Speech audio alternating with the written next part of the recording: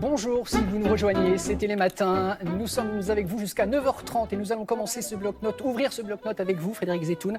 Hier soir, on apprenait cette triste nouvelle, le décès du célèbre violoniste qu'on vient d'entendre, Didier Lockwood, un génie du violon, un homme qui était d'une humilité absolue, on peut le dire, c'est pas galvaudé, qui était dans la transmission. Qui venait il y a tout juste une semaine, le 11 février dernier, il venait de fêter ses 62 printemps. Ouais. Didier Lockwood, c'est l'éclectisme en matière musicale. Une toute petite anecdote qui en dit plus que de longs discours sur lui. À 17 ans, ce petit génie du violon est repéré et il sort premier du CNSM de Paris, le Conservatoire de musique supérieure nationale de Paris. Il a une carrière de virtuose devant lui qui s'ouvre. Tous les professeurs voient en lui un petit génie. Il casse tous les codes. À 17 ans déjà, il part avec le groupe Magma dans les années 70, un groupe de rock progressif, parce que lui, il a envie de toucher à toutes les musiques. C'est quelqu'un qui a passé sa vie à décloisonner la grande musique et vraiment faire rentrer la musique partout. C'était quelqu'un pour qui la transmission était extrêmement importante. Il avait monté une école à Damary-Lélis. Il venait de rendre un rapport en 2016 à Emmanuel Valls sur l'enseignement de la musique en France, en disant qu'il fallait moins de techniciens et beaucoup plus de gens qui sentent la musique. Il sentait la musique. Et là, alors, un reportage que nous avions tourné il y a 2 ans et demi, un spectacle qui résume toute l'œuvre de Lockwood. C'était un improvisateur né. Il disait l'improvisation, c'est l'art de se perdre pour mieux se retrouver. Il est arrivé sur scène à 7h du soir, à 19h, au Théâtre des Bouffes parisiens. Il ne savait pas ce qu'il allait jouer. Alain Sachs, à qui je pense beaucoup ce matin, son compagnon de route, son metteur en scène historique, avait prévu 6 chapeaux. Dans ces chapeaux, il y avait des mots. Il tirait des mots et ces mots, il devait les évoquer sur scène. Wow. Regardez, c'était un véritable numéro de virtuose. C'était il y a 2 ans et demi, au Bouffes parisien, monsieur Didier Lockwood. Didier, vous me garantissez bien que ce soir, là, dans quelques minutes, vous allez monter sur scène. Vous ne savez pas une note de ce que vous allez jouer.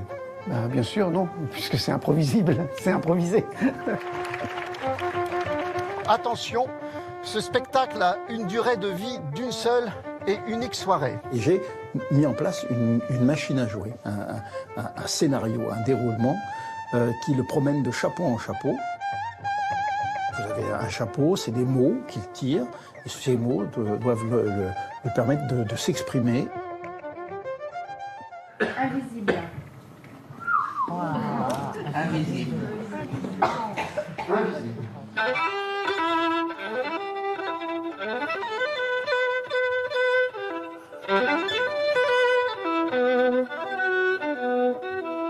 Improviser, c'est apprendre à se perdre pour mieux se retrouver.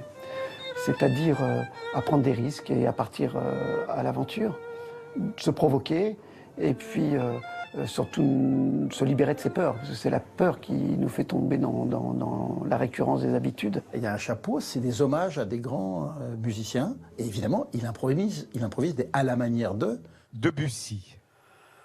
Oh.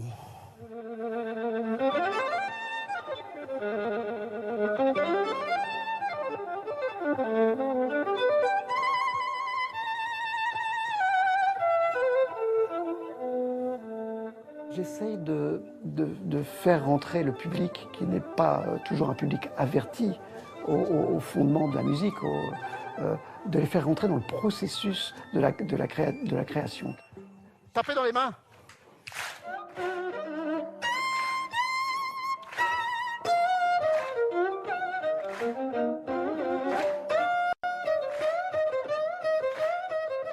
J'essaye de faire comprendre que tout le monde a une dimension artistique à développer. Comment tu t'appelles ? Léonide. Ouais, et ta maman et ton papa, ils font quoi dans la vie ?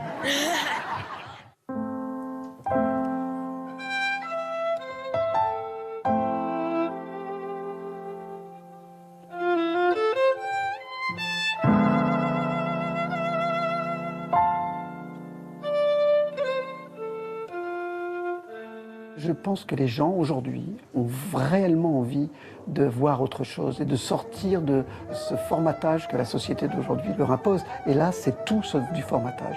C'est que tout le monde vient et prend le risque de vivre un moment présent qui ne s'est jamais produit et qui ne se reproduira plus jamais.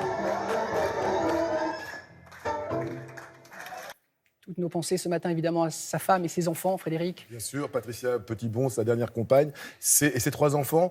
J'associe, moi je pense beaucoup ce matin aussi à quelqu'un, je vous le disais, qui l'accompagnait durant toute sa vie, avec qui il avait monté le Jazz et la Diva, qui avait eu de multiples récompenses et aux victoires de la musique et aux Molières, c'est Alain Sachs, son plus qu'un compagnon de route qu'il a souvent mis en jeu et en scène. C'était vraiment, Didier Lockwood, le partage. On dit beaucoup de choses de bien des gens lorsqu'ils sont partis. On n'a pas attendu qu'ils soient partis pour le dire. C'est quelqu'un qu'on retrouvait à Télématin tous les ans au festival de jazz des Puces de la Porte de Saint-Ouen. Il aimait vraiment faire partager la musique aux autres. Le nombre d'albums sur lesquels il est parti jouer amicalement, même pour des artistes en pour donner devenir, un coup de main voilà, à il y avait besoin d'un solo de violon pour peu qu'il ait adhéré au projet. Il venait avec une immense gentillesse. Vraiment, c'est quelqu'un qui n'a pas fini de nous manquer. Voilà.